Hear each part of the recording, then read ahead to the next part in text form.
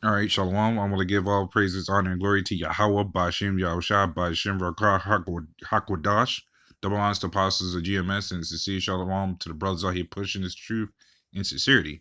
And I have here that China hails Russia's friendship and condemns the West for double standards on Ukraine. So if this doesn't scream World War III, I don't know what does. Now, and the funny part is we've been saying it for years that you're going to have all these countries, all these kingdoms come up against this place. And this is proof number one right here. You now have China backing Russia. World War III is here. It's been here. It just was a moment to let it spark some more to cause that combustion. The fuel was there. It just needed a good spark. And that spark is right here. And now for all these people that's want to make jokes about it or saying that World War III is not going to happen or America's going to be fine, that's a damn lie. Because now you're going to start having other countries have the same problem with this place. You're going to start seeing a lot of other countries backing out of NATO. So I'm gonna play this clip. I'm not gonna play the full thing. Probably in like a minute or two of it, just to get to the point of it.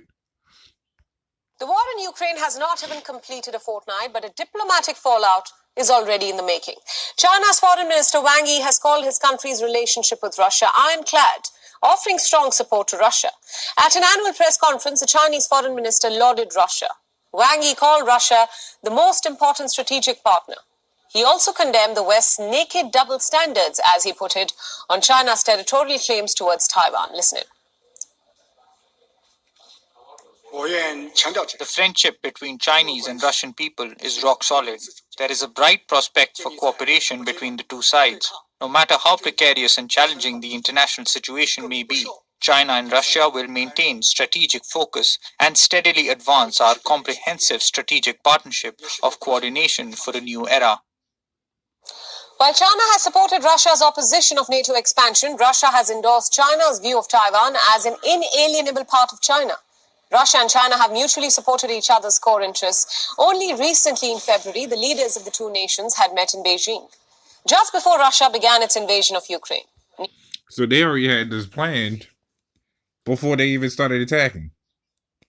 Which goes to show you that war was going to happen eventually. Each of these opposing sides need to have a foothold.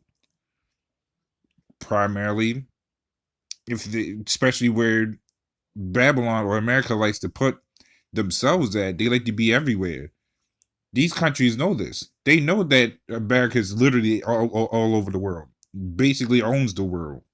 So now they need the upper hand and take back their most strategic spots. It's really the art of war. You got to have a foothold. You got to have the upper hand, or at least a solid footing before going into a war unprepared. So, meanwhile, this is just the start of the preparation. When they're about to get ready, and this is when people's going to start seeing that these countries ain't playing, that there will be an all-out attack. And these people will start seeing that this place is going to be touched and will be primarily destroyed. Let me keep playing. Needless to say, the ongoing war is bound to have a major fallout on the Indo-Pacific and Europe too. Putin's military might is bound to... So,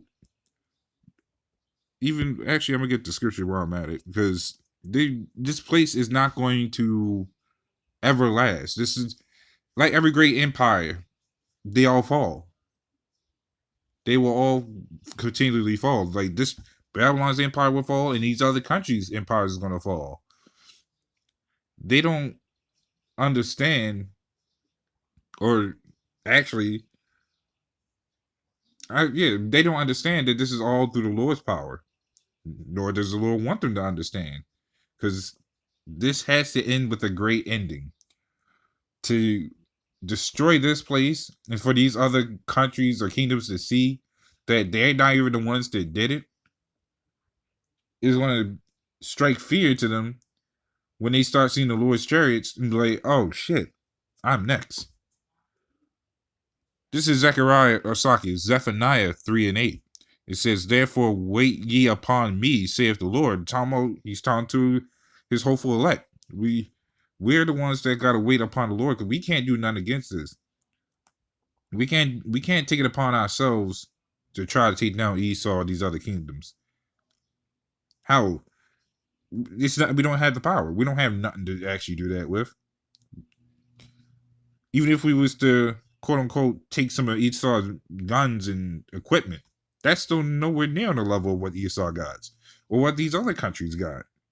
What can we do against a bomb or a missile?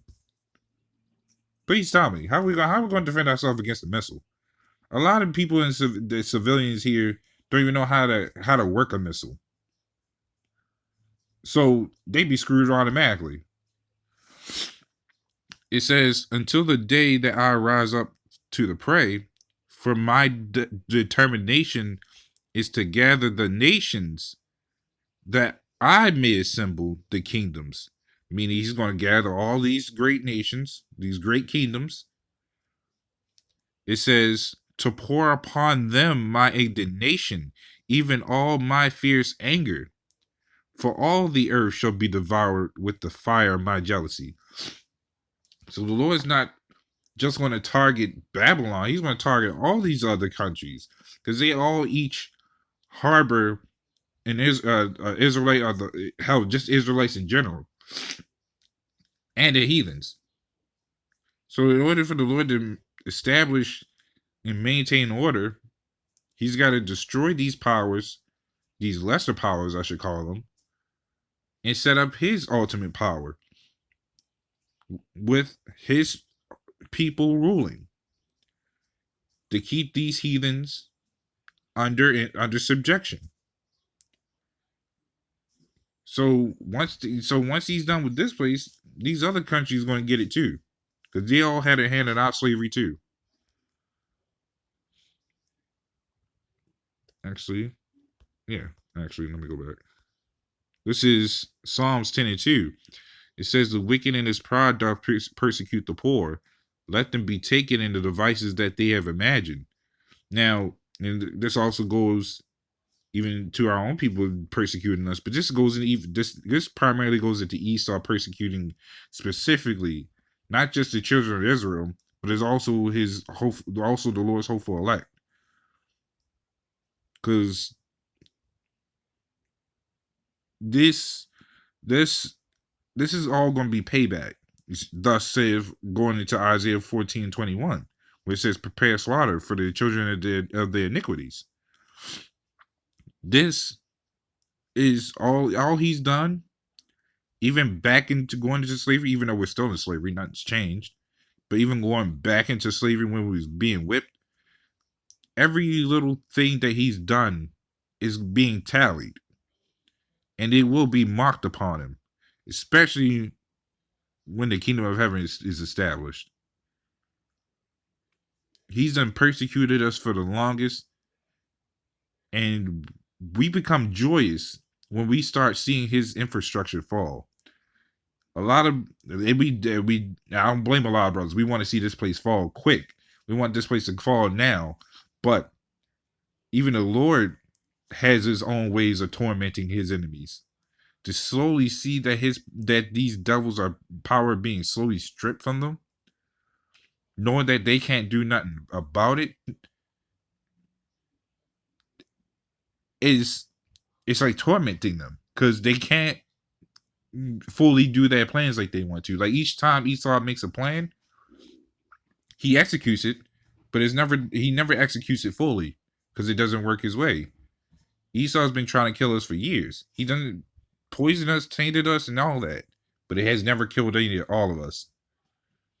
Which goes to show you that Esau's plans never actually fall through. And with all this that's going on, Esau's devices is going to be smacked right back into him through the destruction of Babylon through the taking of his power and then the capturing of his captivity. So everything that he had planned gonna be swiped away. And you can see why wouldn't it be swiped away? You see all the things that he's done, how much damage he didn't cause, what he has made to destroy the earth. The missiles are a prime example. Even though it's the Lord who set him up to do it, but the missiles are weapons of destruction. With the missiles causes a lot of problems, even with kind of like going into Hiroshima and Nagasaki.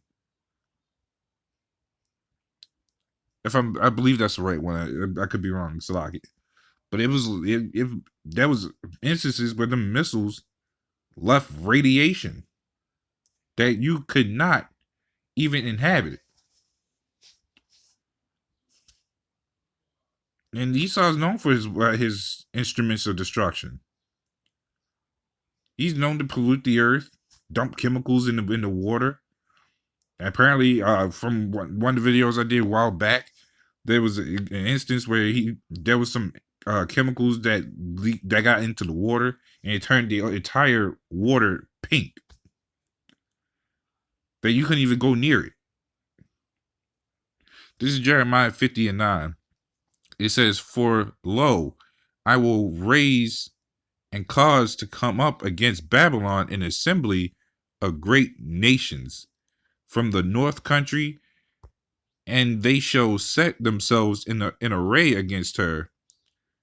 From thence she shall be taken. The arrows shall be as of the arrows shall be as of a mighty expert man. None shall return in vain." So the destruction of this place and every other kingdom, none's going to turn back in vain. Once the Lord said a prophecy is going to be made, it's going to be made. Once he says that Babylon is going to be destroyed again, it's going to be destroyed again. When? We don't know, but we definitely know it's soon. We definitely know that it's very soon. Like look at everything that's going on. No one's happy. The infrastructures are failing. The systems are failing. Jobs are being lost. Actually, jobs are not only being lost, but they're being sold to other countries.